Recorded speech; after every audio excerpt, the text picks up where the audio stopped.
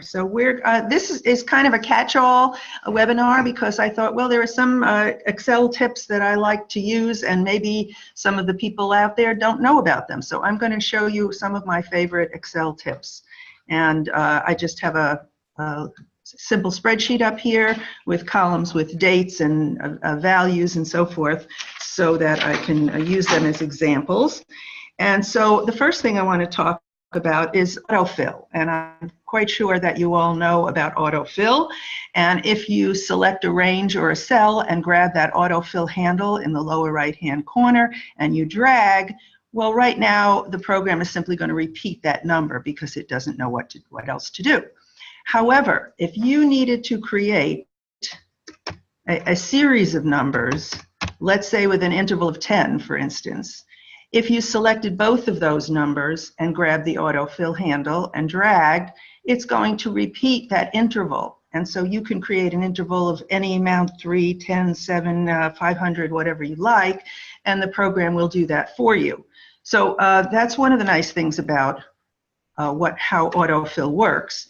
Also, with dates, I think a lot of people are not necessarily familiar, so I have a date here, and it works a little differently with dates. If I grab the autofill and I drag, it knows that's a date, and it therefore just sequences every subsequent day in that date. So that's one. So that's the normal left drag.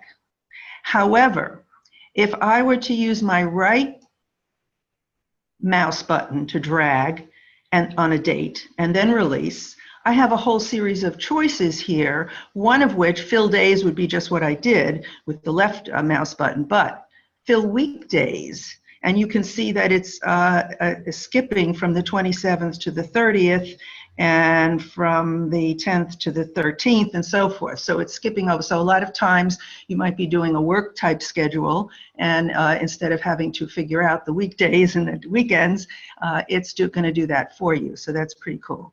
And in addition to doing that, I'm going to again use my right mouse button to drag and get that little menu pop up. I could say fill months, and then whatever date I started with, I get each subsequent month on the same date.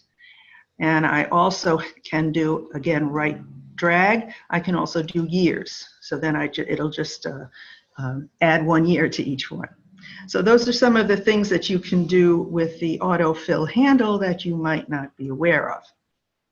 Okay, so the next thing I want to talk about is called a custom list. And I'm just going to go to a blank sheet. You're all familiar, I'm sure, with creating a custom list like this.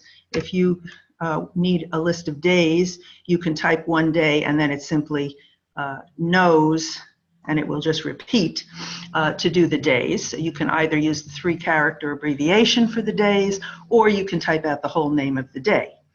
You can also do that with months. So if I type in the typical 3-character abbreviation for months, I can go down or I can go across, and again it will give me all 12 months in that order. And if I were to do it with the full name of the month, and it will simply do it that way with the full name of the month. So we all know about those custom lists that are already built into Excel by default. But what if you wanted to create a list in a certain order that is not alphabetical? So let's say you had a certain group of people that work in your office and you wanted to have them listed in this order for some reason. So if you have that order somewhere, you can select it, and then you can go to the File tab and then to the bottom to Options. So we're going into the Program Options. On the program options, you see very many different program options, and we're going to go to the advanced options. So it's File Options Advanced. And there are many advanced options, and we're going to scroll down almost to the very bottom into where it says General, and we're going to go to where it says Custom Lists. And when you open up Custom Lists, you can see the lists for the days of the week and the months of the year. So that's the ones that we illustrated. But also, because I had selected these cells that have the names Frank, Joe, Sue, Debbie here, that list, that range is in here. And if I say import that, that becomes a new custom list. So if I now say OK and OK, so make sure you don't cancel something because then it won't work, and then I type in one of these names, I can then autofill, and it'll use that sequence in that order for those names. So that's one way to create a custom list. Okay, another way to create a custom list, if you don't have that list already typed somewhere, I'm going back into the options, File, Options, Advanced, and all the way down to General, where we have Custom, Edit Custom Lists. So I can do that. And I can go in here and actually type a custom list. So maybe I have some kind of a poor, fair, categories, good and excellent. So maybe I want to put things in that. And if I say add those, well, that's now a custom list. If I say OK and OK, and then if I type in poor, I can start with any one of them, and it will simply repeat. So I can start with any one of them. So you can go. Now, if I do not want this custom list anymore, I finished doing that project and I don't want that anymore, I can go back to the options, back to the advanced, excuse me, down to the general, edit custom lists in this general area, and I can select any custom list and say delete. Okay. I can delete the Frank, Joe, Sue, delete. Okay. And I'm just leaving the default ones that come with the program, and just OK your way out of it. And so there you go. So that is how you can use custom lists to help you if you have a certain series of items, people, categories that you want in a certain order that is not alphabetical, you can use a custom list to do that.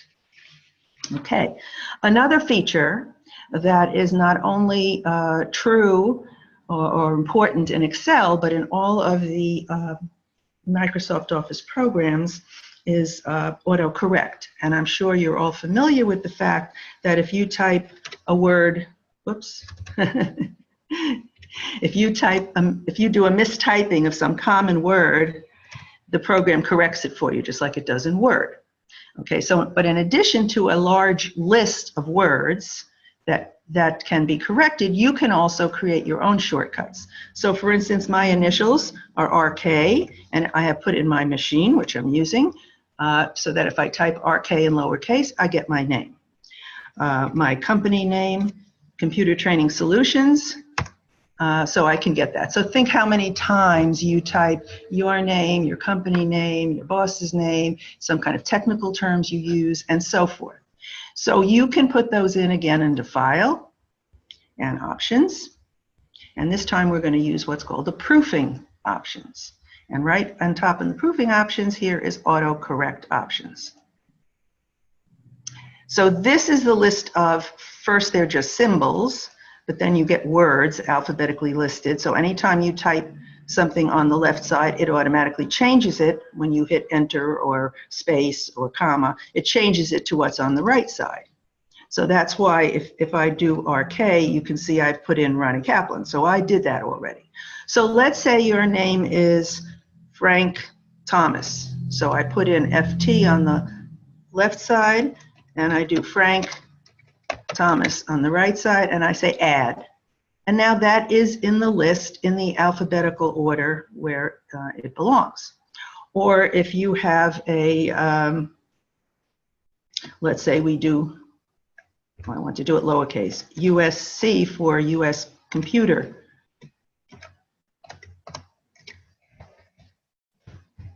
Whoops.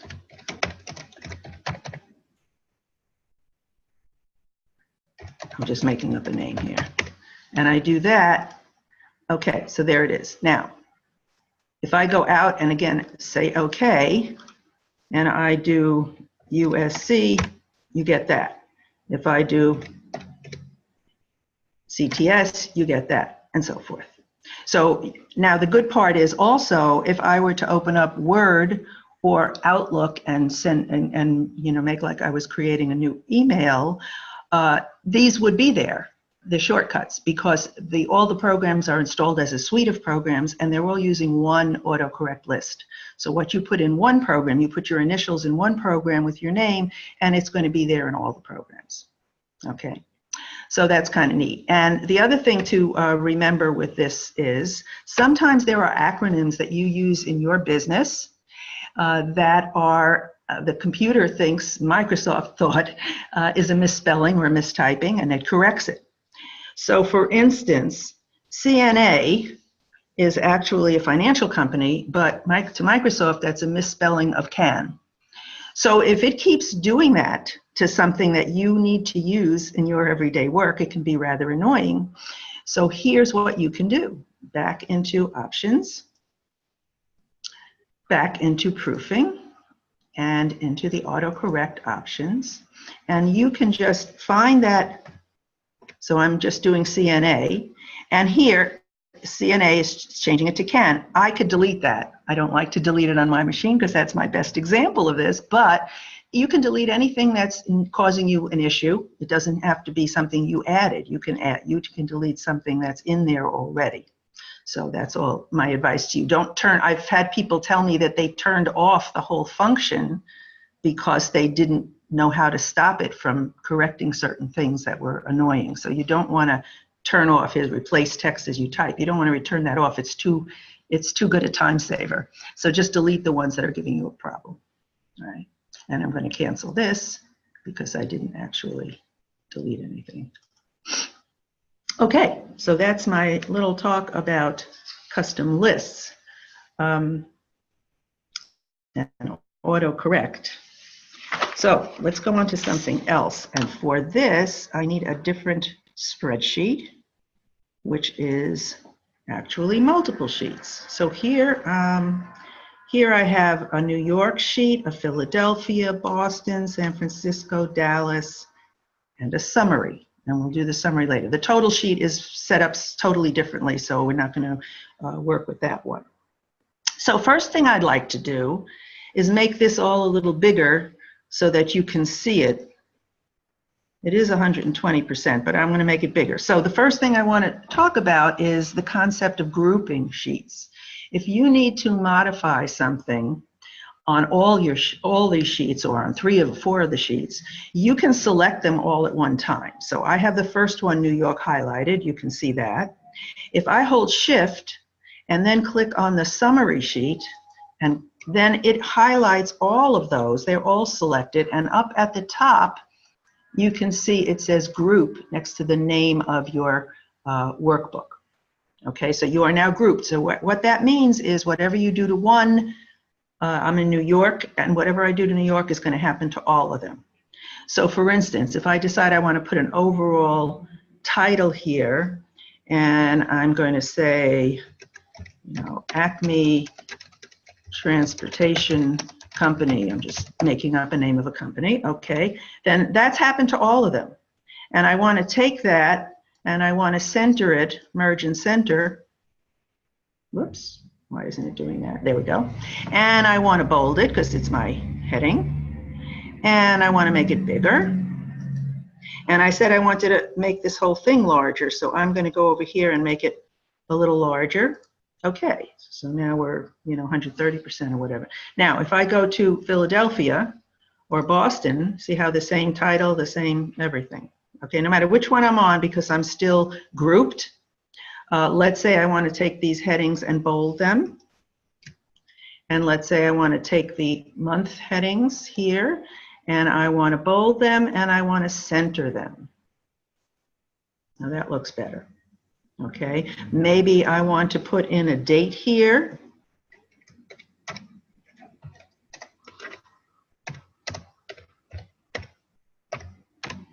Whatever. So now, no matter which sheet I go to, it has all of the information that I've put in.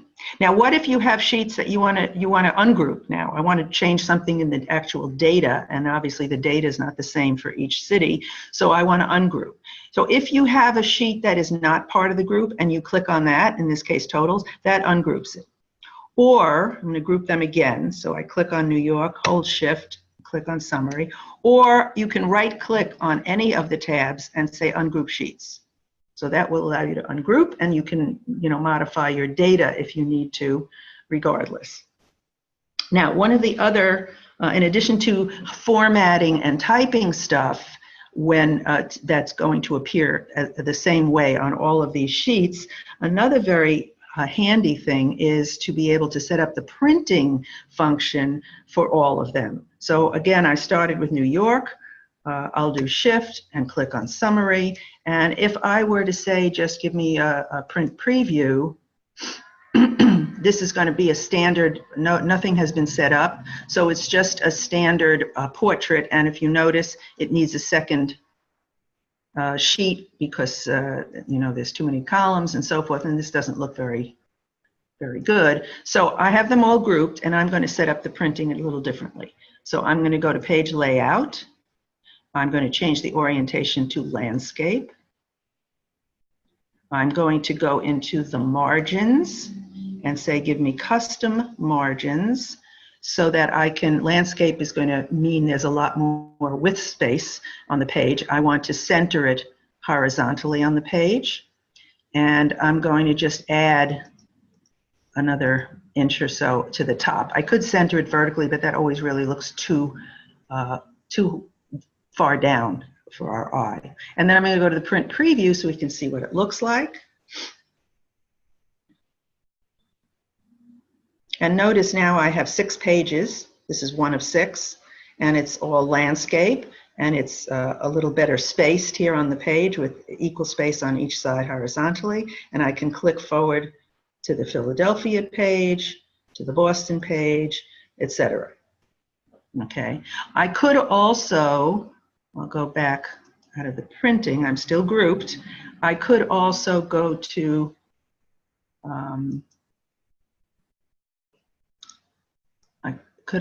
header footer, and maybe I could say I want a custom header, and maybe I'll put my name there because I created the report. Maybe instead of my files, I'll say, Acme Transportation, and so forth. And so then when I do OK and do a print preview, you're going to see, so you can customize the headers and footers, and that would do so on each one of them. Okay. So that's a little bit about what you can use grouping for. It's a big time saver when you have multiple sheets. Really helpful. Now, here's something else that we're going to do. So I'm going to ungroup for now. And we have this summary page, which obviously is supposed to bring in all the information from these other sheets, but so far we haven't summarized anything.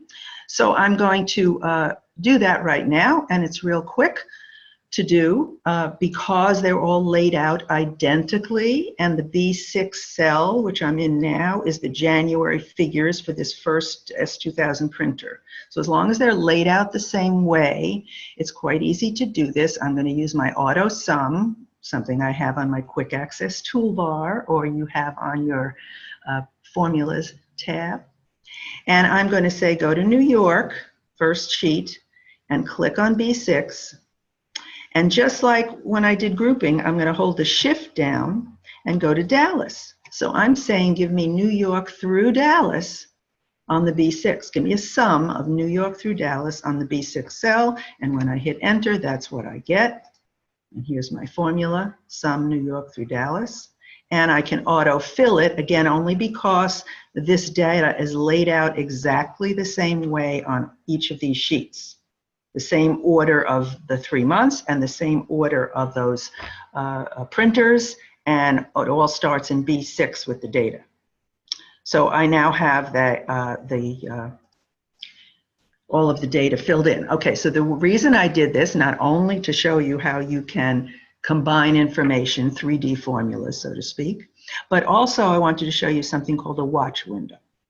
So if I go to any cell, any sheet, it doesn't matter, And I decide, well, I'm going to be correcting some figures here. I just found out that there's corrections to the March figures or whatever. And I want to see how it affects my overall totals for my summary sheet at the same time. So one of the things I can do, I need to move this out of the way a little bit. One of the things I can do is go to the Formulas tab. Hello. And in that formula auditing grouping, you see watch window, kind of cute with the little eyeglasses for watching. So you can watch what's happening in one part of your workbook while you're doing something to another. So what you have to do is say, I want to add a watch. And what are the cells you'd like to watch? So I'm going to go to Summary, and I'm going to select the summary for each of the printers. And I'm going to say Add that. So now I have these cells on the summary sheet, and I can always, modify the spacing here if I need to. So let's say I'm in Boston again, and I just figured out there's a change to the March figure for the first printer. So instead of 27,000, maybe it's 42,000. Now watch when I hit enter, watch the value change. Here it is. Now so of course it changed here and it changed here, but I'm able to watch at the same time what's going to happen to my values there. So what if I go to Philadelphia and somebody tells me, oh, there was a mistake in the February figure. Instead of 18,000 some odd, it's 25,000. As soon as I hit, so that's going to be the bottom figure. As soon as I hit enter, you see it changes not only here and here, but it changes here. So you can watch what's happening. I can add another watch for something else. So I can be watching one cell, or I can be watching a range of cells, and I can be watching things on different sheets. So it's kind of handy, and you don't have to have multiple sheets open at once, which you can do, but it's a little more confusing. Now, if I want to delete that watch, I can select and delete them one at a time, or again, I can use my shift and select from the first to the last and say delete the watch, and there I go. No more watch window. Okay, so one other thing I want to point out with if you have multiples like this, let's say I wanted to take this Philadelphia sheet and I want to send it to the manager in the Philadelphia office. Not his business what's going on in the other offices, so I do not want to send him the whole file. So what I can do is right-click on Philadelphia and say move or copy, move or copy. And so I don't want to move it because I still want to have that in my spreadsheet, but I can say create a copy. And I said Philadelphia, so I'm doing that. Now, where do I want it to move to? And if I have an existing file, I need to open that up. So I do have an existing file called invoices, but it has nothing to do with this one. But I could add it to an existing file. Or I could say, give me a new book. And I'm going to create a copy because I checked that. So it still remains in this book. But when I say OK, this is now book one. In other words, an unnamed workbook with just that Philadelphia sheet in it. And I could now save this, give it a name, and send it to my, my Philadelphia manager. And I still do have my own workbook where Philadelphia is still a part of it, and it has all of the same information. So those are a few of my tips for things that I feel are helpful. And if anybody has any questions, I'm going to open up the chat window, and I hope you learned a few things that will help you. I don't see any questions here, so I'm going to sign off, and we'll hopefully see you again next month. Bye-bye.